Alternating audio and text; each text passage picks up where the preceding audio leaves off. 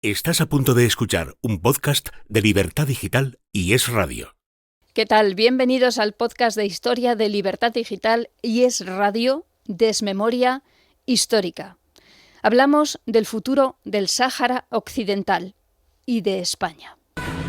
Tweet, mensaje en la red social Twitter, es decir, la forma de comunicación para que le conste a todo el mundo, del 18 de marzo desde la cuenta Diplomacia Marroquí. Comunicado del Gabinete Real. España considera la iniciativa marroquí de autonomía como la base más seria, realista y creíble para la resolución del diferendo sobre el Sáhara marroquí. Los titulares de prensa. Pedro Sánchez confirma una nueva etapa de relaciones con Marruecos.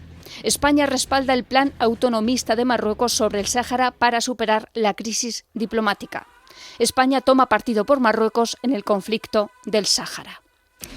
Conocimos el cambio de la posición histórica de España sobre el Sáhara, de neutralidad, gracias a Marruecos, que hizo pública una carta del presidente de nuestro gobierno, Pedro Sánchez, al rey Mohamed VI. Según este texto, los dos países están indisolublemente unidos por afectos, una historia, una geografía, intereses y una amistad compartida. Sánchez se mostró, nos cuenta Marruecos, convencido de que la prosperidad de Marruecos está ligada a la de España y viceversa, la prosperidad. Sánchez deja por escrito que España actuará con la absoluta transparencia que corresponde a un gran amigo y aliado. Transparencia. ¿Y ahora qué? Nos acompañan en esta ocasión dos de los columnistas más destacados de Libertad Digital, historiadores y escritores, Emilio Cammani y Pedro Fernández Barbadillo. Bienvenidos a los dos. Hola Nuria, ¿qué tal? Emilio, bien, ¿cuánto tiempo? ¿Cuánto tiempo, Pedro? ¿Cuánto tiempo? Ha sido un gran reencuentro, también por mi parte, es verdad. Bueno, ¿qué ha pasado, Emilio, Pedro? ¿Qué ha pasado? Pues ¿Qué nos habíamos perdido?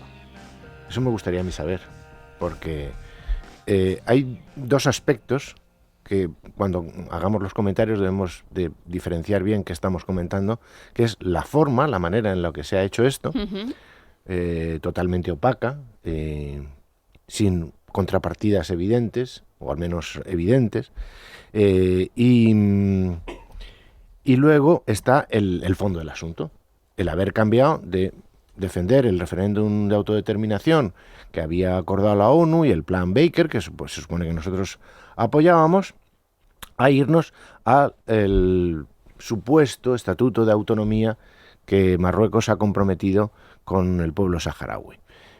En esos dos cuestiones diferentes está, primero, la forma de hacerlo es absolutamente impresentable, lo cual puede ser simplemente porque este gobierno no sabe hacer las cosas, o bien porque está ocultando aspectos de la negociación que son inconfesables.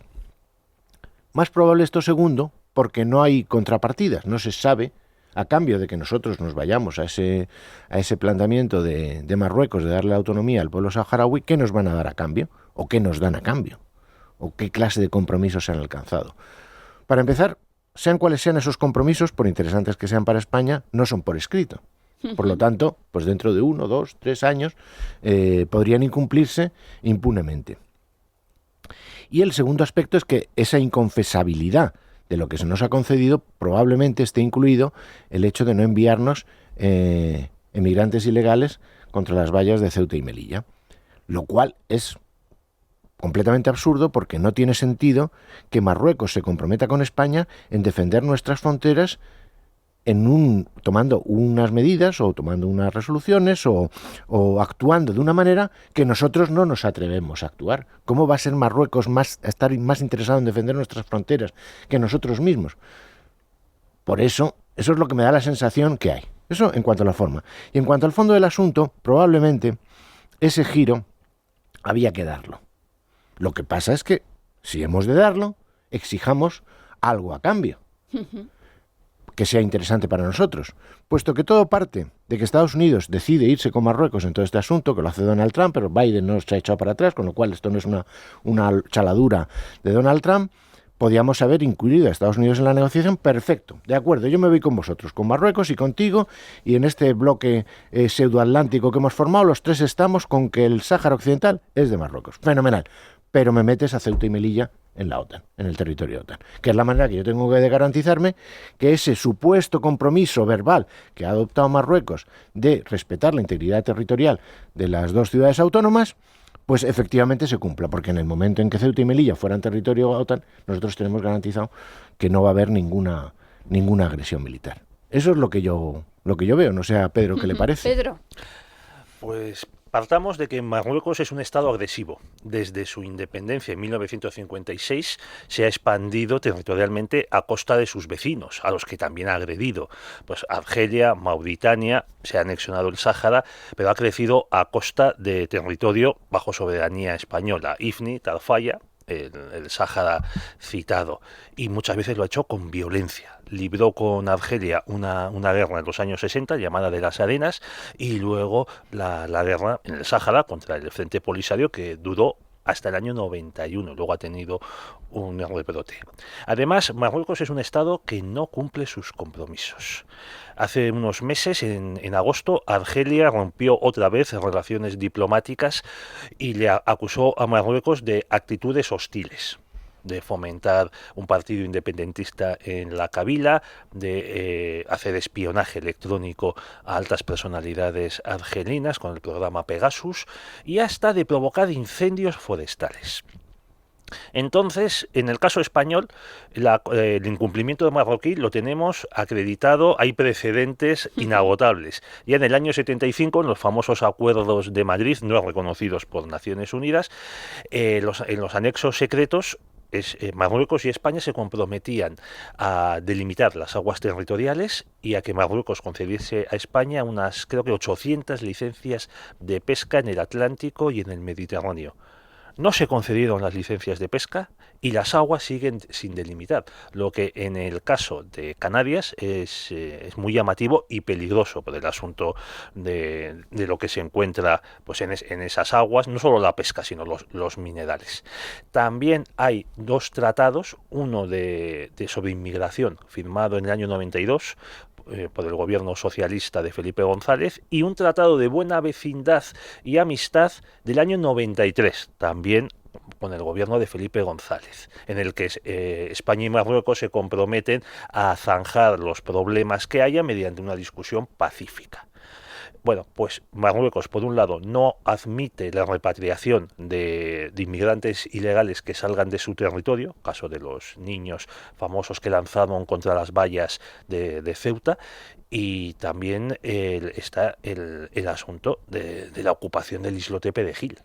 Es decir, Marruecos incumple sistemáticamente todos los tratados que tiene con España. Y ahora estos genios que nos gobiernan dicen que ellos han conseguido un tratado secreto que no se ha comunicado a las Cortes, del que nos hemos enterado porque la Casa Real marroquí lo difundió en el momento en el que le podía hacer más daño a Pedro Sánchez, y parece no sabían que ni los ministros de Sánchez, al parecer. Nada, eso que se decía es verdad. O sea, Franco discutía la política exterior con su Consejo de Ministros. Este señor que no discute nada con nadie. A lo mejor Sánchez discute con Castejón, y de ahí sale el acuerdo. Y con Antonio. También con Antonio, y yo creo que quizás con Begoña, que es experta en África, como ya sabemos, y de ahí salen pues estas genialidades. Pero es un asunto muy serio, porque todo esto deja pozo en las relaciones internacionales. Todo esto sienta precedente, y luego, sobre todo, en derecho internacional que tenemos, en el sistema de las Naciones Unidas, luego es muy difícil desdecirse, volverse atrás y decir, bueno, es que esto lo hizo otro gobierno, o es que yo pensaba que... Dice, no, o sea, lo has dejado por escrito, o no has protestado cuando te tocaba protestar, y ahora te toca apechugar. Sobre todo cuando España, en el estrecho de Gibraltar, hay tres poderes, o sea, España, Gran Bretaña y Marruecos, y España es el menos fiable. Y claro, a Estados Unidos, a la OTAN, a Francia, le interesa tener seguridad en el estrecho, sobre todo con lo que está pasando en Ucrania. Y España vuelve a ser un poder poco fiable. Emilio. Lo peor de todo es que quizá, no estoy totalmente seguro, pero quizá todo arranca de la torpeza de traerse a Brahim Ghali aquí a España, hacerle ese favor a Argelia, que en un determinado momento se podía haber hecho de otra manera, haberlo financiado, por ejemplo, y haberlo mandado a un magnífico hospital en Alemania, o yo qué sé, o en Estados Unidos, cualquier cosa, todo menos tocarles las narices a Marruecos, contando con la estupidez de que en Marruecos no se iban a enterar. Pero si aquí se entera todo el mundo de todo a la media hora de haber pasado, porque siempre hay alguien que coge el teléfono y llama al periodista amigo a contárselo. Con lo cual, a partir de esa torpeza, le metemos el dedo en el ojo a Marruecos, con lo cual se produce la llamada consultas del embajador, se cierra la frontera, se empiezan a establecer relaciones con otros puertos para evitar el paso por España y demás. Y entonces, no contentos con haberle ya metido el dedo en el ojo a Marruecos, pues vamos a metérselo a Argelia. Le damos a Marruecos una concesión en la que nosotros no ganamos nada, al menos aparentemente, y sin embargo nos enemistamos con nuestro suministrador de gas. Aparte de que con Argelia hay muchas más cosas aparte del gas, que el gas probablemente no sea el mayor de los problemas. Sobre todo el tema de la inmigración, que es lo que habitualmente se utiliza contra nosotros, porque nosotros somos muy buenos, somos personas estupendas, y nosotros admitimos a todos los inmigrantes que nos quieran mandar, salvo que cuando nos mandan mucho, pues nos fastidia. Pero no tenemos los redaños de tomar las medidas que hay que tomar para impedir eso. Entonces, la situación es completamente absurda. Por ser amigos de Argelia, nos enemistamos con Marruecos. Y por no dejar de ser enemigos de Marruecos, nos enemistamos con Argelia. La cosa no puede ser más torpe. Y en medio los saharauis. Pero los saharauis, los pobres, es que aquello no tiene solución. El referéndum se podía haber hecho en el año 76, en el año 78, quizá en el año 82, 86, utilizando el viejo censo español que se hizo cuando nosotros estábamos allí, pero ahora ya es imposible. Allí ya no hay manera de saber quién es saharaui y quién no es saharaui. Allí hay un montón de marroquíes establecidos desde hace muchísimo tiempo. Cualquier censo que se hiciera, cualquier referéndum de autonomía, con toda seguridad lo perderían si se pone en el censo la gente que vive allí. Pero entonces España le debe ahora algo al pueblo saharaui. ¿Cuál es su responsabilidad? Vamos a ver, yo creo que el referéndum se podía hacer. Hoy tenemos el ejemplo de Timor Oriental, una islita, media islita, invadida por Indonesia en el año 75, después de la Revolución de los Claveles, cuando se desploma el imperio colonial portugués, que cae en manos de distintos grupos, partidos comunistas, Angola, Mozambique, Guinea, Cabo Verde, e Indonesia, entonces grandísimo aliado de Estados Unidos, invade esta islita donde perpetra un genocidio. Bueno, pues toda la sociedad portuguesa volcada en conseguir el referéndum de autodeterminación en Timor, y se consiguió. Timor Oriental es el primer país que nace a la independencia en el siglo XXI. Es decir, poder se puede. Otra cosa es que Marruecos pues ha conseguido un lobby pro-marroquí en España, no digamos en Francia, donde Hassan II financió las campañas de Jacques Chirac, acreditado por diversos investigadores, también en Estados Unidos. Claro, aquí hay muchos intereses en tener a Marruecos tranquilo, no por el asunto de la inmigración, porque ya vemos que nos envían la población sobrante, nos envía hachís, Ceuta y Melilla son los hospitales de referencia de las embarazadas marroquíes en el norte del país. No, hay intereses económicos y muy serios, pues cantidad de empresarios agrícolas y textiles españoles que han montado sus fábricas y sus plantaciones en Marruecos y que luego nos envían aquí sus productos, aprovechándose de lo que ellos saben, de que conocen el mercado y conocen la tecnología necesaria para elaborarlos. Hay, por tanto, muchísimos intereses. ¿Se podía haber hecho el referéndum, Emilio? Yo creo que sí. En el 91, cuando se produce el alto el fuego, hay un compromiso firmado por las dos partes, la República Árabe Saharaui Democrática y Marruecos, ante las Naciones Unidas. Pero Marruecos se da cuenta de algo que pasa, y es que los colonos que ha estado llevando en estos años al Sáhara, muchos de ellos votarían por la independencia.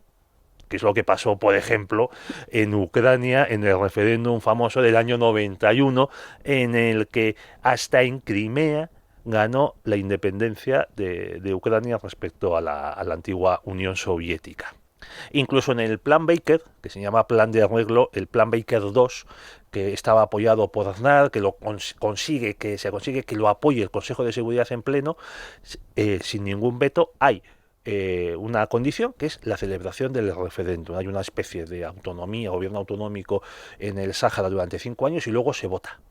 Y en esa votación se incluirían los colonos marroquíes. Entonces, ¿por qué Marruecos se ha opuesto Hassan y Mohamed a este referéndum? Porque saben que lo perdería. Porque el país está gobernado de una manera tan despótica y tan incompetente que con tal de no estar bajo la bota del sultán y del Maghzem, los marroquíes en el Sáhara preferirían estar gobernados pues, por el Polisario. Sí, hace unos años hasta hubo protestas con banderas españolas en el antiguo IFNI.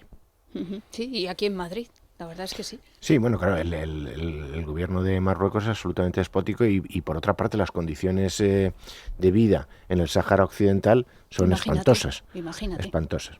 Lo que pasa es que, aparte, el problema jurídico de hacerlo, de acuerdo, Pedro, si nos empeñamos, hacemos el referéndum.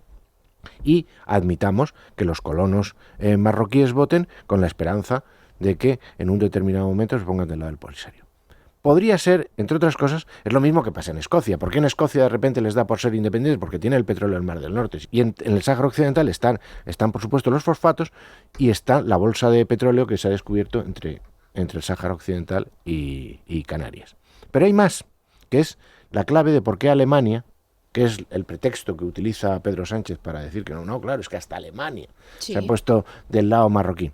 ¿Por qué? Porque el plan marroquí en el Sáhara Occidental es montar un gran centro de generación de energía renovable, de electricidad, con molinillos y con paneles solares y tal, con la finalidad de generar lo que se llama hidrógeno verde. ¿Por qué hidrógeno verde? Porque el hidrógeno necesita electricidad.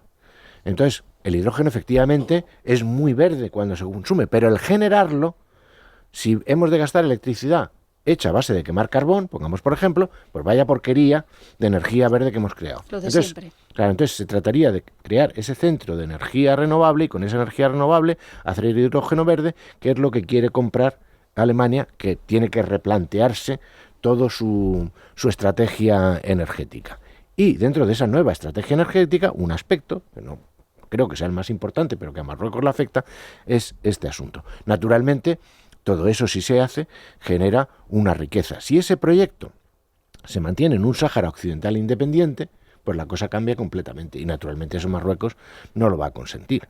No lo va a consentir, salvo que se le impongan condiciones muy graves por el hecho de no consentirlo. Cosa que nadie está dispuesto. No está dispuesto Estados Unidos, no está dispuesto Alemania, no está dispuesto Francia, y ahora tampoco estamos dispuestos nosotros. Por otra parte, nosotros nunca estamos dispuestos a hacer nada que sea... No lo hacemos para defender nuestros intereses, lo vamos a hacer para defender lo de los saharauis, lo de los pobres saharauis. Que menudo abogado de porquería se han buscado, que somos nosotros. Yo creo que me parece que puedo estar de acuerdo con que no hay más remedio que darles a los marroquíes el Sáhara Occidental. Pero puñeta, saquemos algo a cambio.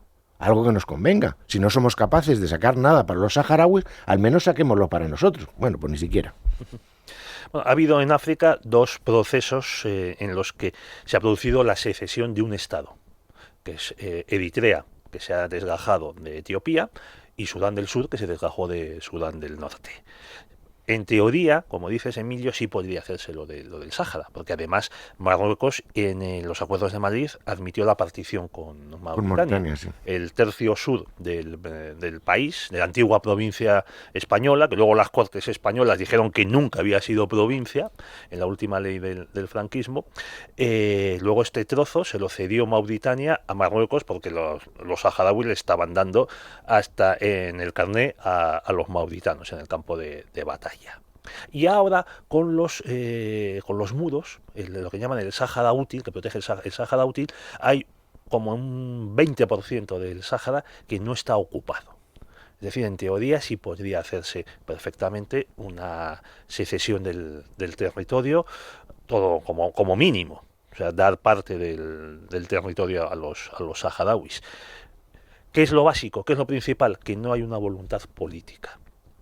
Marruecos es un estado del tercer mundo en el que vive como cualquier país centroamericano o caribeño, tiene como principal ingreso las remesas de los inmigrantes, sobre todo en Europa.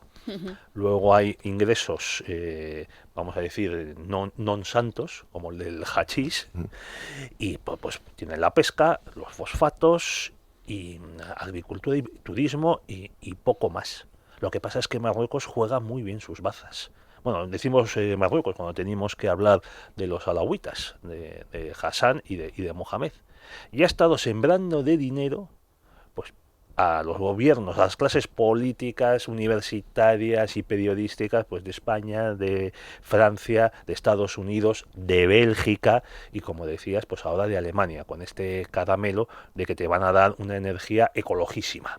Entonces, lo fundamental, si de verdad hubiese un interés por parte de la clase dirigente española en apoyar e imponer el cumplimiento de la legalidad internacional, sería ser más fiables que Marruecos respecto a la política internacional, a nuestros grandes aliados. Y eso lo consiguió Aznar en los 8 años en que fue presidente de gobierno. Como todos los presidentes, llegó obnubilado por Marruecos, primer viaje al extranjero desde su nombramiento por el Congreso, a Marruecos, como no, pero después de la ocupación de Perejil y de las patadas que le daban desde Rabat, pues se dio cuenta de que había que cambiar. Porque, como dice un diplomático español, España limita al norte con Francia y al sur también.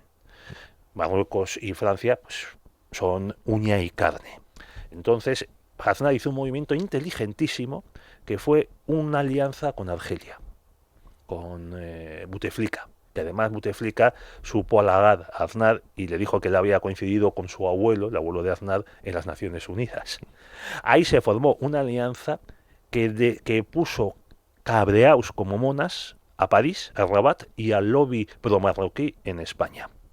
Uno de los que más protestó, os acordaréis, fue el ex embajador de España, Máximo Cajal, que luego escribió un libro en el que proponía la entrega de Ceuta, de Melilla y hasta de Olivenza a Portugal. También decía que el Sáhara nunca había existido, que los saharauis eran un pueblo sin ninguna base histórica, y todo ello nos llevaría a que Gran Bretaña, avergonzada, ya nos devolviese Gibraltar. Y este grandísimo proyecto de alianza internacional que ponía a España en el mapa, quisiesen sus enemigos o no, menuda casualidad, es desbaratado en cuanto llega Zapatero al poder. Ya sabemos cómo llegó. También James Baker, que era el enviado personal del secretario general de las Naciones Unidas para el Sáhara Occidental, que es el título que tenía, después de presentar el plan Baker II, que incluía este referéndum de autodeterminación con los marroquíes incorporados al censo, visto que tanto el gobierno de Estados Unidos como España y Francia se negaban a moverlo, pues dimitió en protesta en el verano del 2004. Lo has deslizado, Pedro, pero es verdad que también España y Marruecos se juegan mucho en la lucha antiterrorista. Yo es que creo que ahí creo que estamos sobrevalorando el papel de Marruecos en el control de la lucha antiterrorista. Primero, desde hace un par de años ha desaparecido completamente el terrorismo islámico, o sea que no deja de ser sorprendente. Pero es que en todas las células yihadistas que han cometido atentados en Europa, no solo en España, sino en el resto de Europa, aparecen siempre súbditos del príncipe de los creyentes.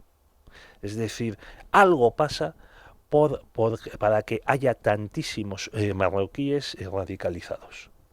Yo creo que Marruecos no es un valladar contra el yihadismo. En cambio, en Argelia, que es un país laico, socialista, más a la manera de los socialismos árabes, no tienen este problema. O sea, no hay argelinos inmigrantes en Europa, en América, que ejecuten atentados terroristas en un número similar al de los marroquíes. Y eso es algo que merece pensarse. También hace unos años, por ejemplo, en Holanda fue juzgado y condenado un holandés de origen marroquí que estaba, creo que en la policía, porque, menuda casualidad, era agente de los servicios secretos marroquíes. Argelia no ha tenido estos problemas, el gobierno argelino. Emilio. No, yo es que creo que en el tema antiterrorista Marruecos no colabora. O sea, Marruecos lo que hace es chantajea. La técnica mafiosa. Claro. El gángster de los arrabales de Brooklyn se acerca a un bar y dice, vengo a ofrecerle protección. No, pues yo no necesito protección. Sí. ¿La va a necesitar? Usted necesita protección, claro que sí. No, hombre, no que no la necesito. Al día siguiente la arrasa en el bar. Dice, ¿ha visto usted cómo usted necesitaba protección? Ya se lo decía yo. Ya se lo decía yo. Entonces, esa es la manera de colaborar en la lucha antiterrorista de Marruecos. Absolutamente. Y por lo tanto, en ese sentido no nos sirve nada. Por otra parte, toda esa parafernalia de el país vecino, el país amigo, cuando va bien las cosas para Marruecos, va bien para España, todo eso es una tontería. El enemigo próximo que tenemos es Marruecos. Marruecos pretende quedarse con parte de nuestro territorio nacional. Si eso no es suficiente motivo para tenerlo como enemigo, no sé qué nos hace falta para verlo. Ha citado Pedro los intereses de muchos empresarios españoles en Marruecos. Entonces, como nuestros gobiernos, unos más que otros, pero prácticamente todos, han sido siempre muy sensibles a las presiones de los empresarios poderosos, es posible que todo este movimiento haya sido consecuencia de los negocios que los empresarios españoles tienen en Marruecos y que han sido presionados por el rey para decirle, oye, mira, que te quito la fábrica, te quito el negocio, te quito lo que tengas aquí, como no me arregles esto. Y Sánchez haya cedido a eso. Me recuerda mucho a lo que pasa en Cuba. Justo lo estaba pensando. En Cuba, nosotros no podemos ayudar a la disidencia cubana porque tenemos que velar por los intereses, yo no creo que sean más de cuatro empresarios hoteleros que viven allí, que tienen unos negocios allí protegidos como monopolio por el régimen comunista cubano y que se aprovechan del trabajo esclavo que el propio régimen comunista les proporciona. Y nosotros oficialmente protegemos a la dictadura cubana por proteger esos intereses empresariales. Eso ya dicho por escrito por el Ministerio de Asuntos... Vamos, por escrito, que se lo filtran al país. Pero dice fuentes gubernamentales... Una cosa, vamos, absolutamente increíble que se pueda defender semejante inmoralidad por los intereses económicos ya no de España, sino de algunos empresarios españoles, que además encima son muy pocos. Entonces me da la sensación de que aquí puede haber perfectamente algo de eso. Y que haya... subterráneas...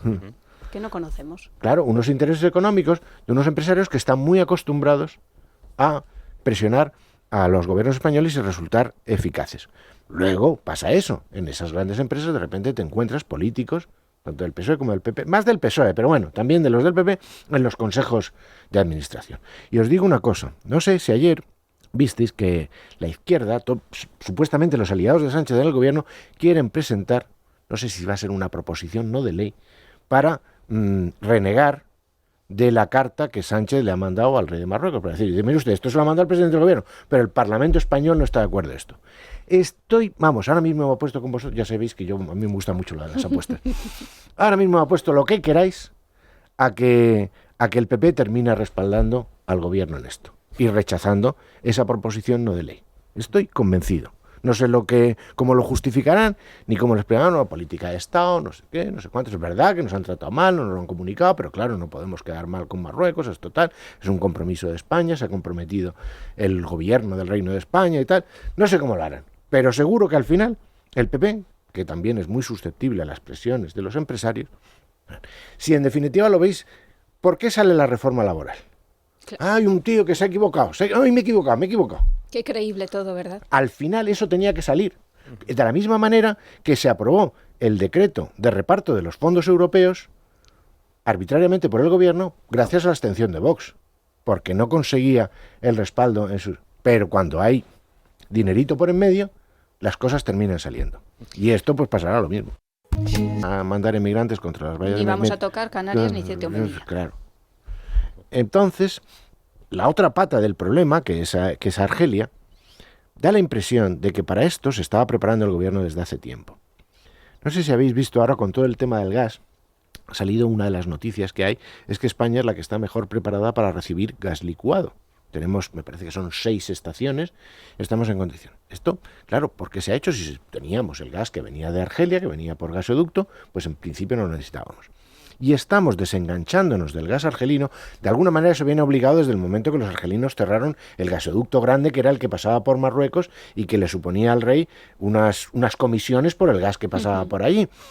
Entonces, una vez que se cierra ese gasoducto, el otro, que es más pequeño, nos coloca en una situación más delicada porque es más pequeño y porque viene exclusivamente de Argelia. Entonces hemos empezado a comprar gas licuado a los americanos y a los nigerianos. Y tenemos esas estaciones. Luego da la sensación de que de alguna manera nos estábamos preparando para meterle el dedo en el ojo a los argelinos, no vaya a ser que se enfadaran y nos cortaran el gas. Los propios argelinos, por otra parte, están buscando nuevos clientes y creo que están tratando de llegar a acuerdos por otra parte, muy proclives a aceptarlos a la vista de cómo se está poniendo lo del gas ruso, y creo que están llegando a un acuerdo con los italianos. Entonces, claro, todos estos movimientos da la sensación de que no es una cosa de un par de semanas. Ahora rebobinas, claro, y le empiezas a encontrar sentido, claro, ¿no? Claro. Y el conflicto que hubo en noviembre entre Argelia y Marruecos debió dar el aldabonazo, no, esto se está poniendo feo, esto hay que cambiar. Algo así me estoy barruntando, pero hombre, un poquito nos podían contar, creo yo. Nos merecemos, ¿no? Algo de transparencia. Claro.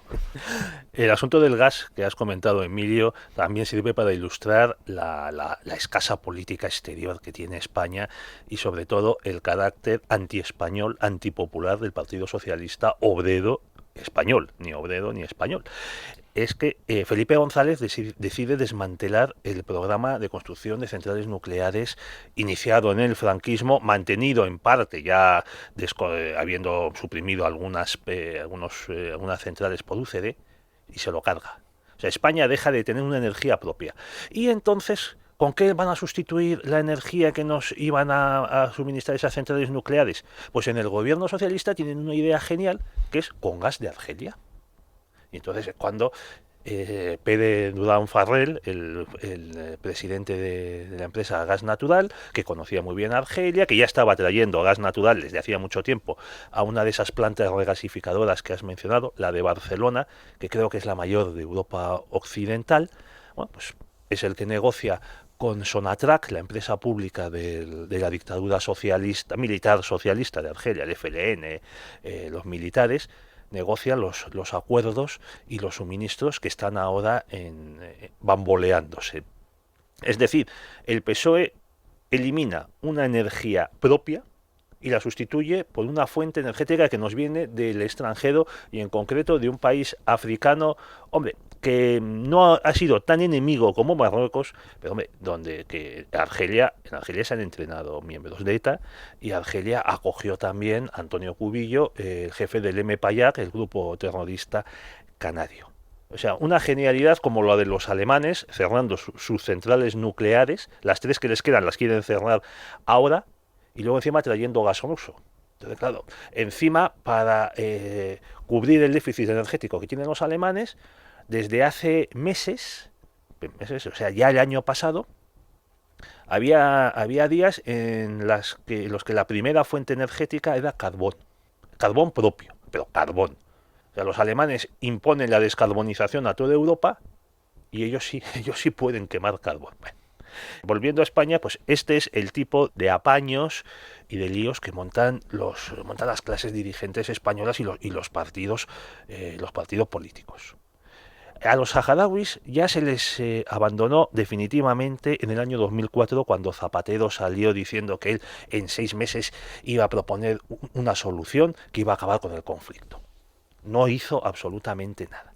Eso sí, ya empezó al anular la política de Aznar con Argelia y al negarse a cumplir el plan Baker II, ahí ya se vio claramente que Zapatero, el PSOE, o sea, Madrid, estaban cambiando hacia una postura. Entonces era de facto, ahora ya es de jure, ahora ya es pública, de apoyar el proyecto de autonomía. Porque las últimas resoluciones de las Naciones Unidas dicen que el conflicto se tiene que zanjar con una solución aceptada por las dos partes. No hay más partes que Marruecos y la República Árabe Saharaui Democrática. Entonces, claro, El planteamiento es que si todo el mundo, España, si Francia, si Estados Unidos, ahora Alemania, que ha entrado en el juego, le dicen a los saharauis, pues, oye, que os conviene contratar seguridad, la seguridad que tú decías, Emilio, os conviene esto hacerlo, tal, es por vuestro bien, es que lleváis ya 50 años, fijaos, tal. Ahí está esa presión. El único implicado que parece que todavía no cede es Argelia. No sabemos si es cuestión de tiempo o qué va a pasar. También quiero recordar que ya hace un par de años se rompió el alto el fuego en la zona de Guerguerat, que es saharaui, al sur, o sea, al norte de Mauritania, un paso fronterizo donde hubo tiroteos entre el Polisario y el ejército real marroquí. O sea, no sabemos lo que puede pasar también. A Ucrania están volviendo personas a luchar que estaban establecidas en Europa y que tenían pues la vida hecha y se la están jugando en el campo de batalla. Lo mismo podía pasar aquí con los saharauis. Y acabamos con el futuro, si queréis, Emilia. No sé si vas a decir algo antes. No, sí, quería apostillar abundar en el argumento de Pedro. La actitud de Argelia dependerá mucho de cuál sea el futuro de Putin, porque es el aliado más poderoso que Argelia tiene. Y por otra parte, Putin lleva tiempo mostrando mucho interés en extenderse por lo que era el viejo Imperio Otomano, ir por el Levante, primero Siria, luego acabado en Libia, y por qué no llegar a Argelia. En un determinado momento, si Putin saliera de esto de Ucrania lo suficientemente fuerte y Argelia quisiera una guerra con Marruecos, Putin la apoyaría con toda seguridad. ¿Por qué? Marruecos es un obvio aliado de Estados Unidos y todo lo que sea una derrota de un aliado de Estados Unidos a Putin le interesa. Por eso protegió a Bashar al-Assad. Bashar al-Assad, ¿qué le da a Putin? Pues muy poco, relativamente poco.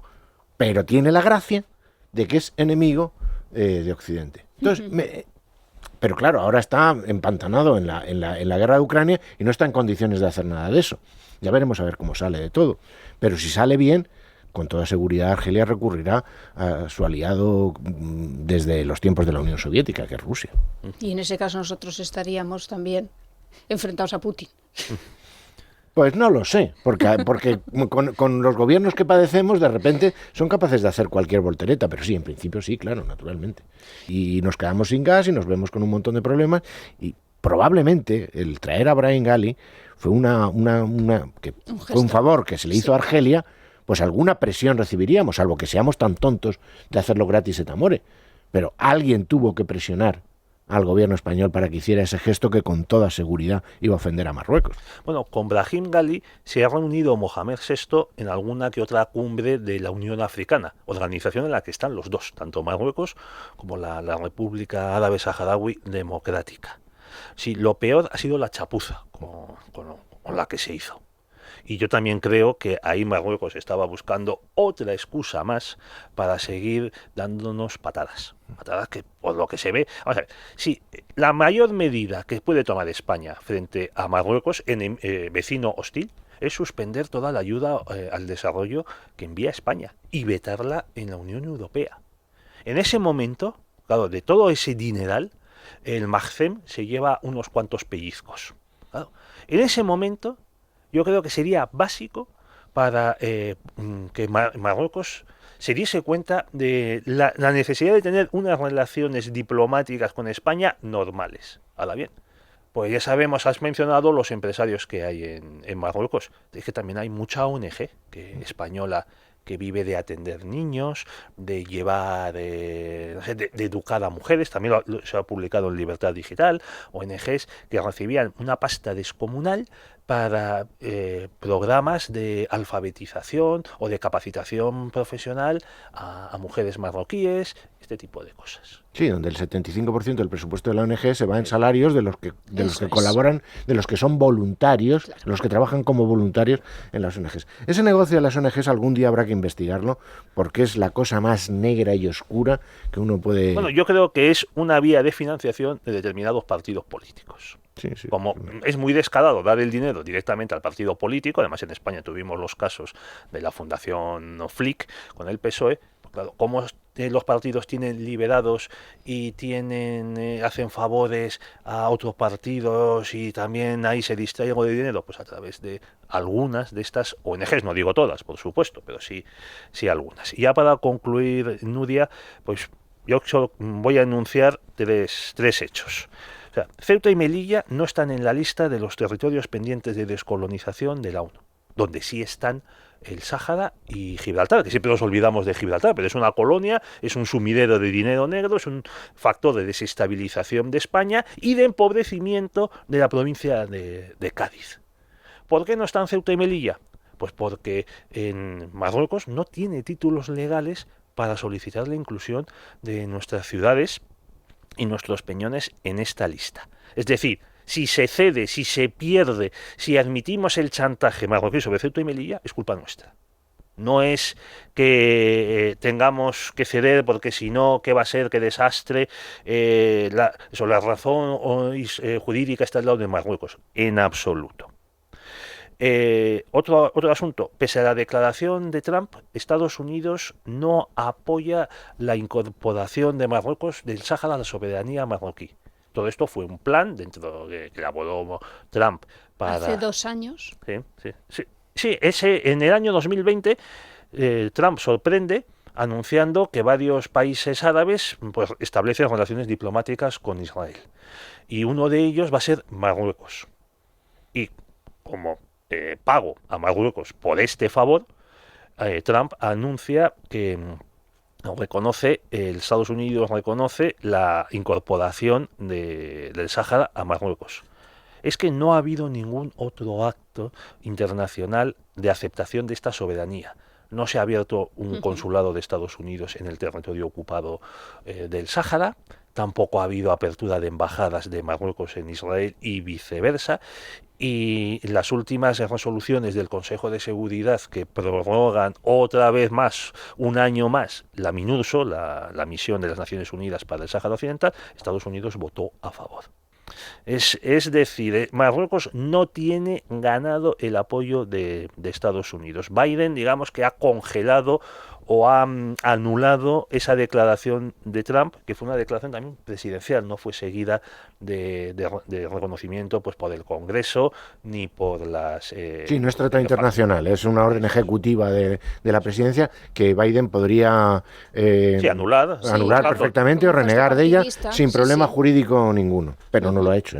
No lo ha hecho. Ha tenido 2 años para hacerlo. No lo ha de hecho. momento, Tampoco está el patio para meterse en más charcos. Está en el cajón, como tantas cosas, está en el cajón y si hace falta la sacamos. Y si no la necesitamos la dejamos en el cajón y ahí la acabaremos olvidando. Y también el Tribunal General de la Unión Europea hace unos meses dijo que el acuerdo comercial entre Marruecos y la Unión Europea era nulo porque incluía la explotación de riquezas del Sáhara que no se las podía atribuir Marruecos. Es verdad, eso es verdad. La pesca y la agricultura. Es decir, Marruecos no tiene ninguna posición firme jurídica a nivel internacional. Otra cosa es que se esté construyendo esto por detrás y de mala manera y con cartas secretas. Y por último, es que España, que no tiene un gran ejército, no tiene una gran economía, tiene algo que es imprescindible hoy día, sobre todo ahora que ha vuelto la Guerra Fría, que es su posición estratégica. Tiene las Canarias y tiene la base de Rota, que es para Estados Unidos más importante que la de Gibraltar, que a fin de cuentas depende de Gran Bretaña. España puede jugar sus bazas, como la jugó Aznar, que fue de lo mejor de esos 8 años de gobierno, una política exterior que puso a España en el mapa y como uno de los grandísimos aliados de Estados Unidos, hasta el punto de que Estados Unidos colaboró con la policía española en desarticular a ETA a través de toda la tecnología de la información de que dispone. ¿Por qué España no saca beneficios de la base de Rota, de las Canarias, del control del estrecho, y en este caso del Sáhara, de su condición todavía de potencia administradora?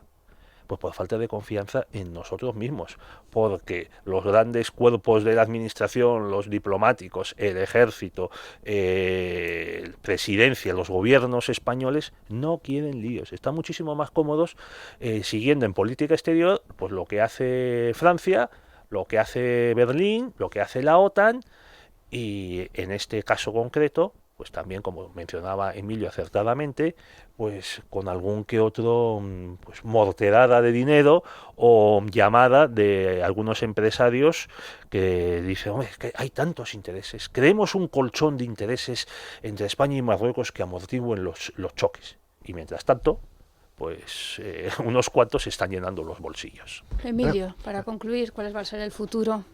Mira, lo primero que os quiero recordar, es que lo acabo de recordar, es un detalle, pero es que es muy notable.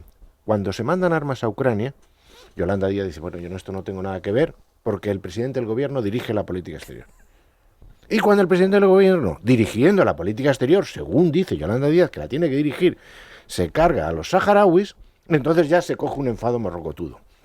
Lo cual da idea de la clase de gente que nos gobierna. Sí. De una total y absoluta falta de coherencia. Con esa falta de coherencia, que es una desgracia, porque Aznar siempre se le elogió por la política económica, porque nos metió en el euro y demás. Y en cambio se le criticó la política exterior por la guerra de Irak y por el no a la guerra y las manifestaciones que hubo. Y sin embargo, la política económica de Aznar a mí personalmente no me pareció nada el otro jueves, porque entrar en el euro, o sea, sacar dinero a base de vender las empresas públicas, pues eso está al alcance de cualquiera. Bueno, tenemos este activo, lo vendemos, cogemos Primera el dinero. Opción, sí, claro, sí.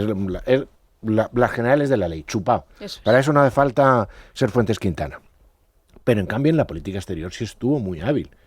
Nos colocó en el mapa, nos puso del lado de Estados Unidos, le cantó las 40 a Marruecos, lo puso en su sitio y estábamos dentro de un orden, dentro de lo que se puede decir de nuestra capacidad económica y militar, bastante bien. Y todo eso se lo carga Zapatero. Y como había dicho Pedro, hay que recordar cómo llegó Zapatero al poder. Y quizá todo este tema del Sáhara, todo venga de ese fatídico 11 de marzo de 2004. Sí, si me permites añadir simplemente, ya que lo has mencionado, Emilio, a Yolanda Díaz y los ministros podemitas. Bueno, ¿qué les tiene que hacer Sánchez para que dimitan? Sí, no. Pues echarlos, no van a dimitir. Les está haciendo de todo. O sea, envío de armas a Ucrania y ahora lo de los saharauis. Y no pasa nada. Y siguen, bueno, es que vamos a protestar, en la calle, enérgicamente, pero vamos a protestar. Y ya está. O sea, hubo un día por la mañana en que los diputados de Podemos se negaron a que Sánchez compareciese a explicar la cartita dichosa. Y por la tarde, los mismos diputados sacaron banderas de saharauis en el Congreso. Yo no encuentro palabras para definirlo. Bueno, ¿qué les tiene que hacer Sánchez a los ministros de Podemos y qué les tienen que hacer los ministros de Podemos a sus votantes para que les dejen de votar? Ya. En fin, imaginaos que Abascal mañana llega al gobierno, dirá Sáhara español si esto no se ha solucionado, porque también puede pasar que esto no se solucione. Entonces, ¿Vox defendería un Sáhara español? Hombre, el Sáhara no es español porque tiene que ser descolonizado según las Naciones Unidas y según aceptó el gobierno franquista. Vale. Eso es impepinable. Ahora bien, lo que sí puede hacer Vox, porque ya hemos visto lo que hizo el PP de Rajoy, es una política exterior que obligue a Marruecos a ser un Estado serio, un Estado cumplidor de sus obligaciones internacionales y ser un buen vecino. Y darles autonomía. ¿Pero la autonomía que está pensando Marruecos o la autodeterminación? La autodeterminación. Yo creo que Vox luchará por eso, sí, claro. Claro, porque está en sus compromisos y creo que hasta cierto punto... Es que la autonomía de Marruecos yo no me la creo. No, claro, pero sí que autonomía va a haber en un sitio que es una dictadura, eso es una tontería, es como la Unión de Repúblicas Socialistas Soviéticas, que era supuestamente una unión de repúblicas y todas autónomas, pero ¿qué autonomía había? Nada, eso es un disparate. Que la autodeterminación sí. Yo creo que Vox lucharía por eso, no sé hasta qué punto se empeñaría, pero creo que en principio sí, claro que sí. Ahora mismo los saharauis son apátridas, ¿no? Todos los saharauis, en el momento en el que España sale zumbando de esa manera tan vergonzosa, que nos acordamos, aunque éramos niños, todos los saharauis tenían un DNI español, distinto. Publicaste tú en Libertad Digital uno de ellos, sí. Distinto del que teníamos entonces, porque era de otro color y tenía palabras en árabe. Es decir, son españoles de origen. Según la Constitución, un español de origen no puede ser privado de la nacionalidad. Y los españoles de origen transmiten su nacionalidad a sus descendientes.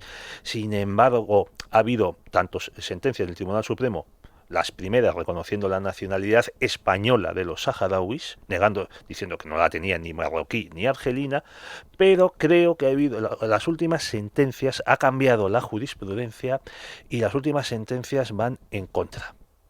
Podríamos preguntarnos si es una casualidad también, pero no lo sé.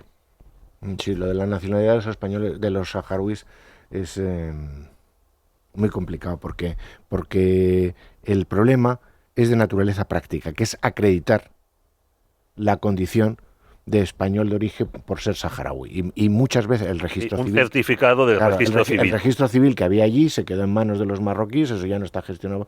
Los documentos se falsifican, se aportan papeles que no está claro. Entonces, eso, además de que plantea el problema práctico de acreditar la condición de saharaui con derecho a la nacionalidad española, está el tema de que tampoco España está muy proclive a dársela.